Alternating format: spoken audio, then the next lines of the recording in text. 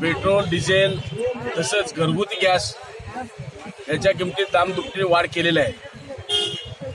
जागतिक पातळीवर क्रूड ऑइलचा भाव कमी असताना सुद्धा भारत देशामध्ये पेट्रोल व डिझेलचे भाव गगनाला भिडलेले आहेत.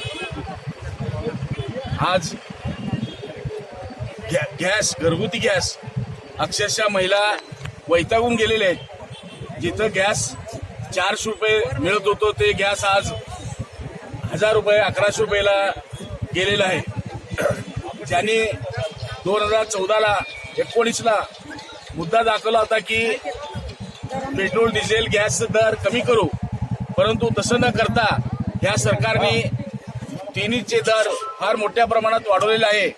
आणि तसेच आज गरिबावर, शेतमजुरावर, सर्वांवर, बेरोजगार असलेले यांच्यावर फार मोठा आघात झालेला आहे. आज सगळीकडे नोकऱ्या नाहीत. तसं असताना सुद्धा भाववाढ झालेला असताना सुद्धा पेट्रोलचे दर वाढलेले आहेत. पेट्रोल, डिझेलचे दर वाढलेले आहेत. डिझेलचे दर वाढल्यामुळं शेतीमालाचा सुद्धा भाव हा वाढलेला आहे. त्यामुळं गरीब जनता ही वेठीस आलेली आहे. अशा सरकारचा सोलापूर शहर काँग्रेस कमिटीच्या वतीने मी निषेध करतो.